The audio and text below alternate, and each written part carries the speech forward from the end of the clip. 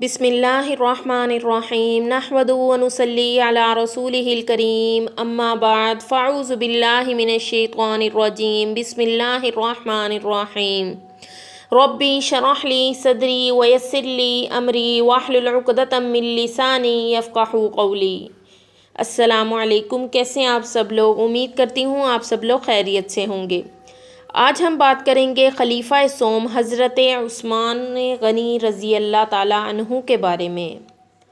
پورا نام عثمان بن عفان ہے، ان کی کنیت ابو عبداللہ ہے اور لقب ذو نورین ہے، یعنی کہ دو نوروں والا۔ یہ لقب حضرت عثمان رضی اللہ تعالیٰ عنہ کے سوا اور کسی کے حصے میں نہیں آیا۔ دو نوروں والے اس لیے کہلائے کہ ایک کے بعد ایک آپ صلی اللہ علیہ وسلم کی دو صاحبزادیاں ان کے نکاح میں آئیں۔ پہلی بیٹی حضرت رقیہ رضی اللہ تعالیٰ عنہ سے نکاح کے بعد جب وہ انتقال فرما گئیں تو آپ صلی اللہ علیہ وسلم نے اپنی دوسری بیٹی حضرت کلثوم سے حضرت عثمان رضی اللہ تعالیٰ عنہ کی شادی کروا دی۔ حضرت عثمان رضی اللہ تعالیٰ عنہ کا تعلق جو تھا وہ اموی خاندان سے تھا اور 5ویں پشت سے ان کا سلسلہ نسب آپ صلی اللہ علیہ وسلم سے جا ملتا ہے۔ ان کی جو نانی تھیں وہ آپ صلی اللہ علیہ وسلم کی پھوپھی تھیں۔ دور جاہلیت میں بھی ان کا جو خاندان تھا نا وہ غیر معمولی وقت اور اہمیت کا حامل تھا۔ اقتدار کی بے شمار فروانی تھی ان کے خاندان میں۔ ان کے فور فادرز یعنی کہ جد امجد عبد الشمس تھے جو قریش کے رئیسوں میں سے ایک تھے، بہت ہی زیادہ امیر انسان تھے، اور امیہ بن عبد الشمس سے ہی آگے جو ہے نا امیہ چلے جو کہ خلیفہ بنے ہیں۔ قریش کا جو جھنڈا تھا نا قومی یعنی کہ علم جسے کہتے ہیں جو جنگ میں ہوتا ہے وہ اسی خاندان کے قبضے میں ہوتا تھا۔ حضرت عثمان رضی اللہ تعالیٰ عنہ کا خاندان جو تھا وہ شرافت اور غزات کے لحاظ سے بہت ممتاز تھا۔ بنو ہاشم کے سوا اور کوئی دوسرا خاندان ان کا ہمسر اور برابر نہیں تھا۔ بنو ہاشم آپ صلی اللہ علیہ وسلم کا خاندان اور بنو امیہ یعنی کہ حضرت عثمان رضی اللہ تعالیٰ عنہ کا خاندان، یہ دو سب سے معزز خاندان تھے جو اس زمانے میں تھے۔ آپ صلی اللہ علیہ وسلم سے عمر میں صرف 6 سال چھوٹے تھے اور اللہ پاک نے انتہائی خوبصورت شخصیت کے ساتھ ساتھ بہترین سیرت بھی عطا فرمائی تھی۔ جوانی میں ہی شرافت کی وجہ سے مکہ میں ایک نام کمایا، بہت ہی باعفت اور بہت باحیا انسان تھے۔ حضرت عبداللہ بن عمر جو کہ حضرت عمر فاروق رضی اللہ تعالیٰ عنہ کے بیٹے ہیں وہ فرماتے تھے کہ قریش کے 3 لوگ ایسے تھے جو کہ دیکھنے میں بہت حسین، بہت خوبصورت، انتہائی پرکشش شخصیت، جب بولتے تو ایسے لگتا جیسے گویا مصری کی ڈلیاں ہوں، اور جب بولتے تو ہمیشہ سچ بولتے تھے۔ ان میں سے ایک حضرت عثمان غنی رضی اللہ تعالیٰ عنہ کی شخصیت تھی۔ بہت ہی زیادہ نرم و نازک اور خوبصورت چہرہ تھا۔ دور جاہلیت میں بھی کسی بھی طرح کی برائیوں سے دور رہے، حالانکہ دولت کی فراوانی تھی، ایک کامیاب تاجر تھے، پھر بھی ہر ایک کے کام آنا، ہر مصیبت زدہ کے لیے کام کرنا اپنا فرض سمجھتے تھے۔ ان کو اسی لیے غنی کے لقب سے نوازا گیا۔ ان کو مسلمانوں میں کامل حیا اور کامل ایمان کا لقب دیا گیا، یعنی کہ حیا میں بھی مکمل اور ایمان میں بھی مکمل۔ اسلام سے پہلے کچھ لوگ پڑھنا لکھنا جانتے تھے جن کی تعداد 17 ہے، ان میں بھی آپ کا شمار ہوتا تھا۔ ان کا شمار السابقون الاولون 10 مبشرہ اور ان 6 اکابر صحابہ کرام میں ہیں جن سے آپ صلی اللہ علیہ وسلم عمر بھر خوش رہے، راضی رہے، زندگی میں بشارتیں ملیں۔ قبول اسلام کا واقعہ بڑا ہی خوبصورت ہے۔ جس انسان کے اندر نیکی بھلائی ہونا تو جب بھی اسے حق اس کے سامنے آتا نا تو وہ فوراً اس پر لبیک کہتا ہے، اور آپ ایسے ہی تھے۔ حضرت ابو بکر رضی اللہ تعالیٰ عنہ سے گہری دوستی تھی۔ ایک دن حضرت ابو بکر صدیق رضی اللہ تعالیٰ عنہ ان کے پاس آئے۔ آپ ان سے تبلیغ کے بارے میں ان سے بات چیت کر رہے تھے۔ اس قدر متاثر ہوئے کہ قبول اسلام پر آمادہ ہو گئے۔ آپ فرماتے ہیں کہ کہنے لگے کہ ابھی ہم ارادہ ہی کر رہے تھے کہ آپ صلی اللہ علیہ وسلم کے پاس جائیں اور قبول اسلام کریں۔ دیکھا کہ آپ صلی اللہ علیہ وسلم خود تشریف لا رہے ہیں۔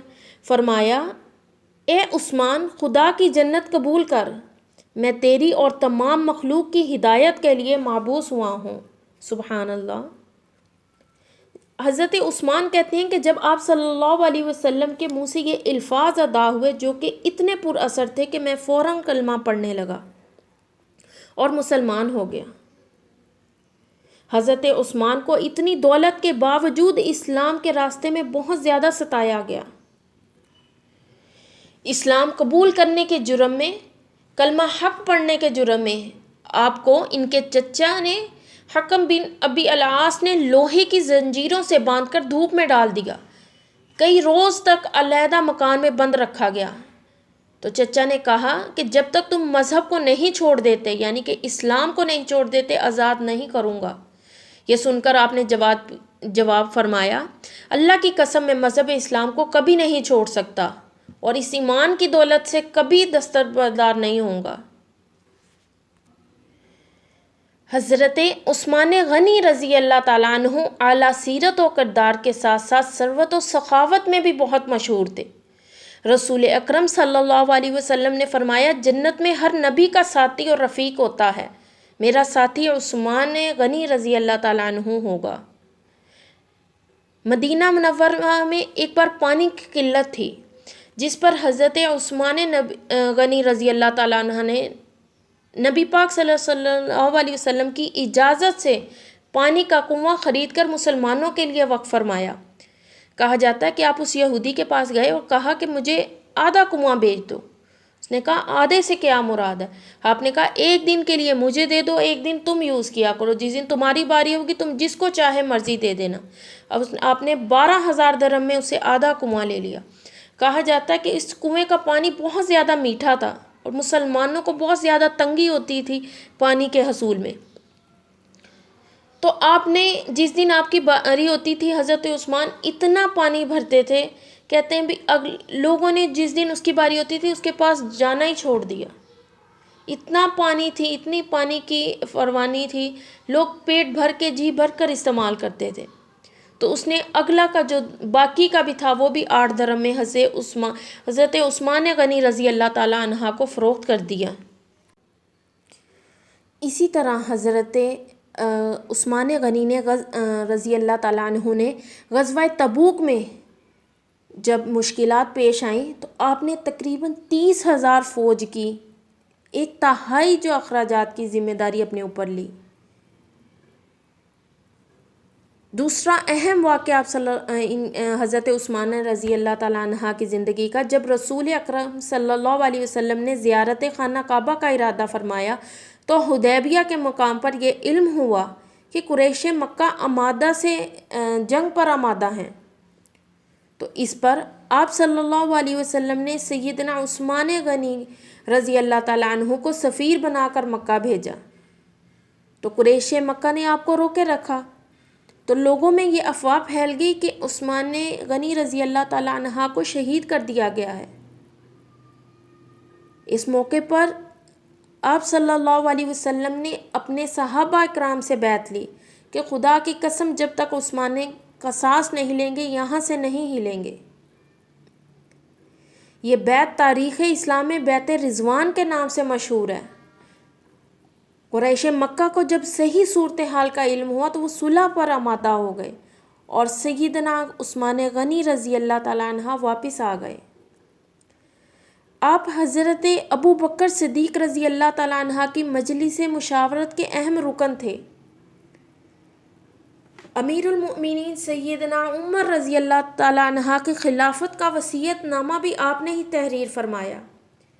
دینی معاملات میں آپ کی رہنمائی کو پوری اہمیت دی جاتی تھی۔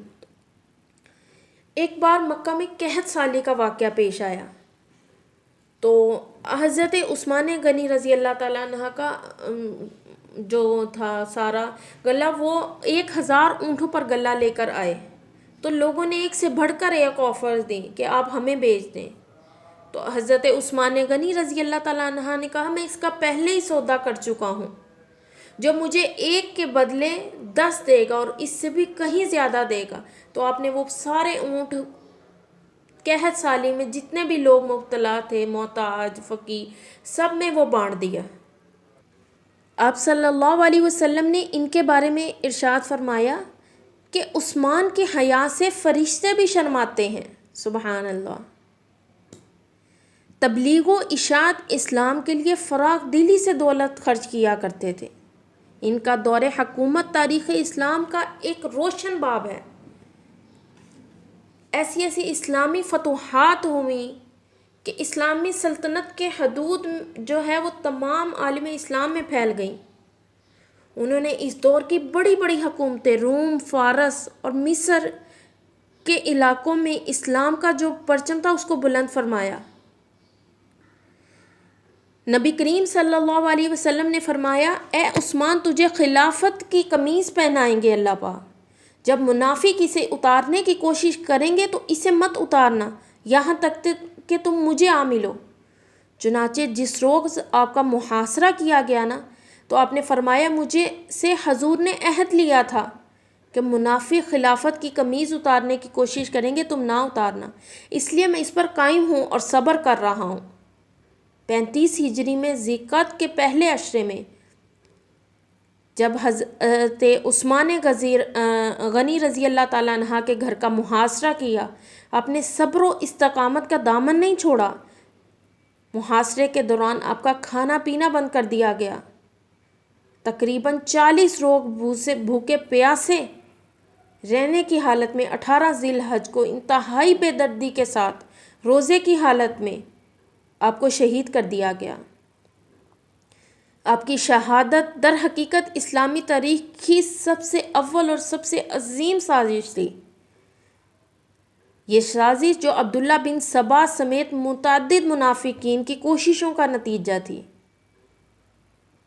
یہ صرف حضرت عثمان کے خلاف نہ تھی بلکہ اسلام اور مسلمانوں کے خلاف تھی۔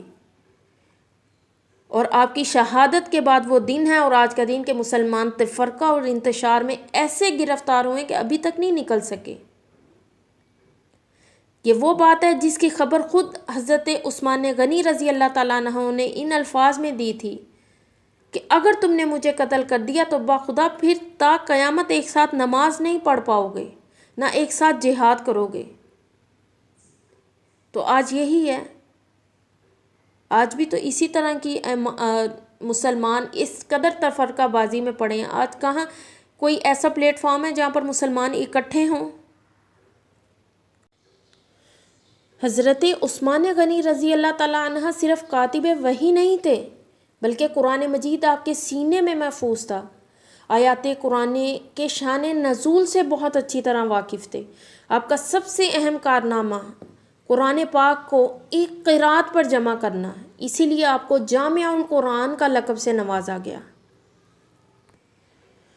قرآن حکیم کا سب سے قدیم نسخہ جسے حضرت عثمان غنی رضی اللہ تعالیٰ عنہ کے دور خلافت میں تیار کیا گیا، جو آج کل ازبکستان کے دارالحکومت تشکنن میں محفوظ ہے۔ آج بھی آپ صلی اللہ علیہ وسلم نے غزوہ تبوک میں لشکر اسلامی کے لیے اگر نقد احتیاط دیے تو سرور کائنات حضرت محمد مصطفیٰ صلی اللہ علیہ وسلم نے اس پر خوش ہو کر فرمایا، اے اللہ میں عثمان سے راضی ہوں، تو بھی اس سے راضی ہو جا۔